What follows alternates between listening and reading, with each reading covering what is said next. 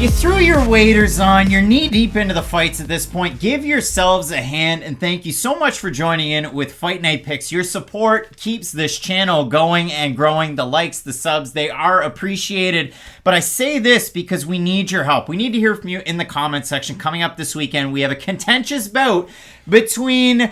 Listen, it's Makhmud Muradov taking on the natural, not Robert Redford. It's Caio Borralho. And in this matchup, it's an oil versus water pairing. You have the crisp boxing of Muradov, and I'll get into the numbers, but he does not throw kicks. He's taking on Caio Borralho, who has a karate base and also fights out of the Fighting Nerds in Brazil. He is very much a wrestler-grappler type. And for Borralho, such an interesting case, already 2-0 in 2022. Matt, he could be the next Scotty Barnes of the UFC. He could be Rookie of the Year. Let's calm down a little bit. Nobody's as good as Scotty B. But I was just going to say, we made a dumb hair bet last weekend where you said you dye your hair blue. I said I dye my hair blonde. Now, luckily, our hair is still the same. Jordan Wright versus Disco Todorovic. Would you get like a Caio Borralho neck tattoo if we were wrong in a prediction? Is that a bet you'd be willing to? I wouldn't. It's just such an aggressive tattoo is what I always think. I'm really excited for this fight though, because again, these are two fighters who I feel like a lot of people have sort of lost their stock, if you will, of Makhmud Muradov based on his last performance against Gerald Meerschaert. The guy's chopped liver.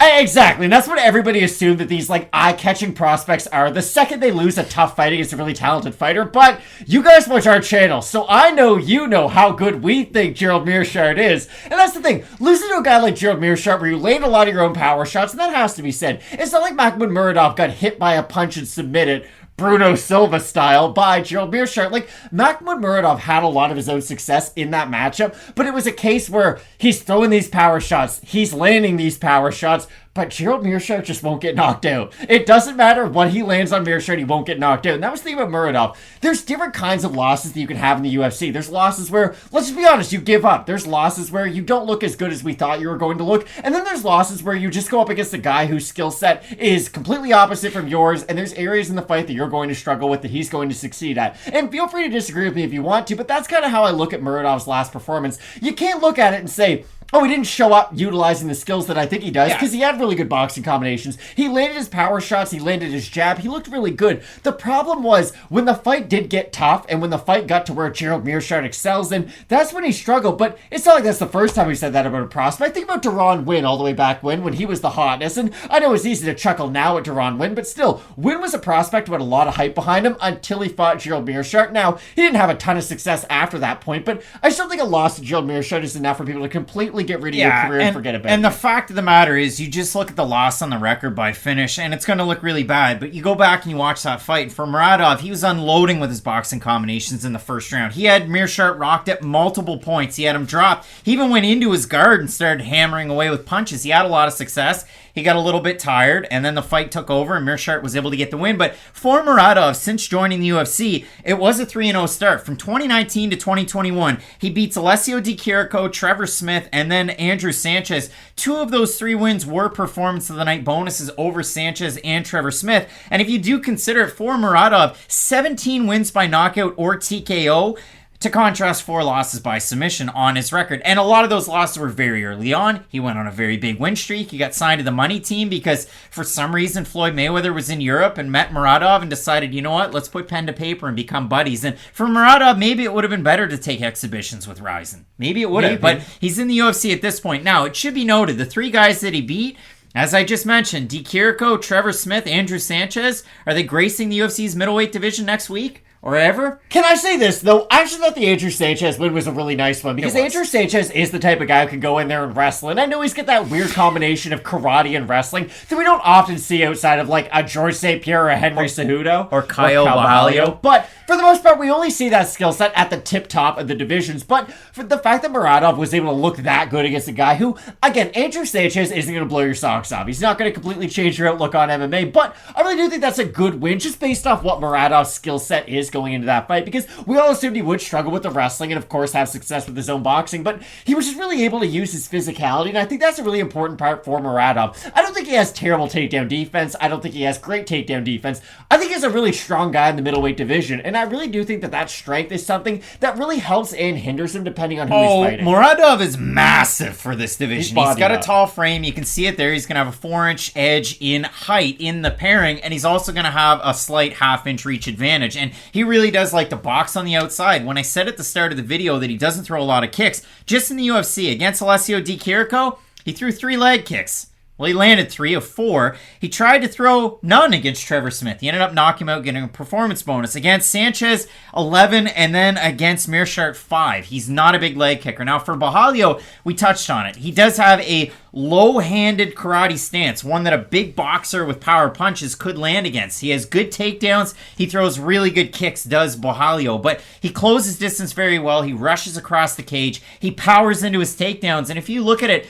in Dana White's Contender Series lore, he beat Aaron Jeffrey by taking him down and holding him down. That doesn't happen very often. Then, a couple of weeks later, 3 weeks later, he fights Jesse Murray up a weight class. What does he do? Well, he finishes him. Then he takes on Gadzhi Omargadzhiev, technical decision, illegal knee at the end of it, but he ground out a combat sambo champ, and then his last time out against Armen Petrosyan, he held him down for over 10 minutes of control time. And I feel like a lot of people were down on Borralho after that Omargadzhiev fight, but I gotta be, like, if you just break down what his skill set is, I don't care if he landed a potentially, well, it was definitely an illegal strike at the end of the fight, but you know what I mean? Like, if you could get down on a guy because you didn't like what he did at one moment in a fight. But if you're trying to predict how his fights are going to go in the future, you just have to look at his skill set. And when you just look at his skill set, it's like borderline Jalton Almeida-esque when he gets guys on the ground. Now, I know Almeida is that top-tier prospect in the heavyweight, cruiserweight, light heavyweight, catchweight division. You get the idea, though. Borralho is cut from the exact same cloth. When he gets guys down to the mat, there's a certain...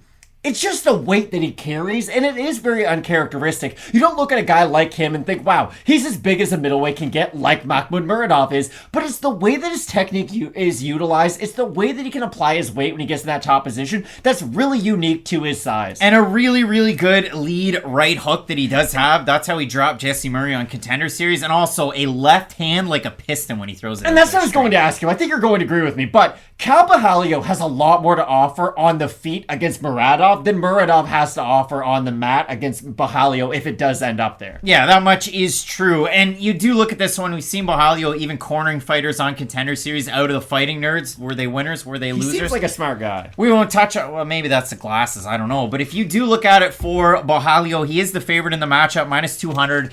At open, minus 225 right now. He's a minus 200 favorite his last time out against Armen Petrosyan, who's also in this card. For Muradov, he doesn't have to see skeletons in the closet because Gerald Mearshart's not on this card. Who was the QB who was like, I'm seeing ghosts when they fought, or when they played Bill Belichick? That was really popular. He played for the Jets.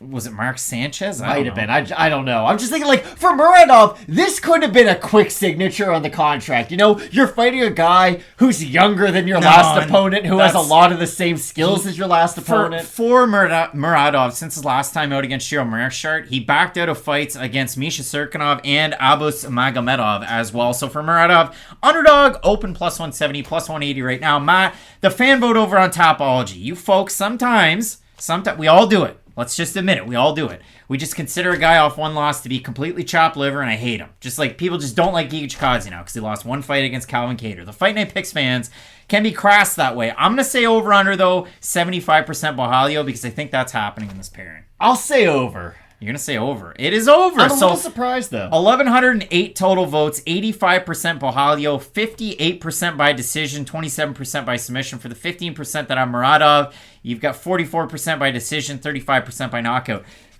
I think Borralho wins the pairing. I think it's going to be contentious because I haven't always picked Borralho to win these fights. I picked him to beat Petrosyan. I picked him to lose against Omargadzhiev, and he looked amazing in that fight. But I do think the power takedowns that he has and the little bit more that he can offer on the feet than a guy like Mearshart is what's going to win it for him in this matchup. But again, I could be wrong, and I could be buying low on a guy like Muradov because his boxing is so good. 17 knockouts, and he has lightning in those combinations. Great angles on his punches, and he knows when to mix in his power with his volume. I agree 100%, but that's the weird thing about Muradov. I agree with you. You can't completely get rid of him in the division because he lost to Gerald Meerschaert. If he loses this fight, though, in a similar manner to how he lost against Gerald Meerschaert, that's when we're going to have to start having a conversation about what your ceiling can be overall. And if you look at it for Muradov, I'll throw the picture up here before we leave you. Michael Olszewczuk at Ankos MMA, and also in the corner, who's that? Oh, it's Yaroslav Almasov. And has he only been there for a couple of days? Nope, it's been weeks, specifically for this And game. you guys know how much I love Lord Michael and his skill set, but that's my problem with Muradov. He's fighting a guy who, if you just think about like archetypes, if you will, of UFC fighters, Gerald Meerschaert and Caio Borralho are basically the exact same. Like, they're both guys who can strike their way into the clinch, who can get the takedown from the clinch, and then really dominate you with their grappling. I think there's a chance for Muradov to win because he has such exceptional punching power. He's so big for the division. But we just matched their skill sets up against each other. Think about UFC 1. What won at the end of UFC 1? Everybody was only good at one martial art. It wasn't really mixed martial arts. Well, the jiu-jitsu and the grappler guy beat the pure wrestler guy in Royce Gracie. So for that reason alone, I'm going to take that lesson I learned 27 years ago before I was born. I like Caio Borralho in this match. Both of us going with the natural Caio Borralho to get the win. Let us know down below in the comment section who you have. No wrong answers until Saturday night when it's all on the line. It's a big-time card coming up this weekend with 2 title fights up at the tops. Keep locked in with Fight Night Picks, we always say. Let's get into it.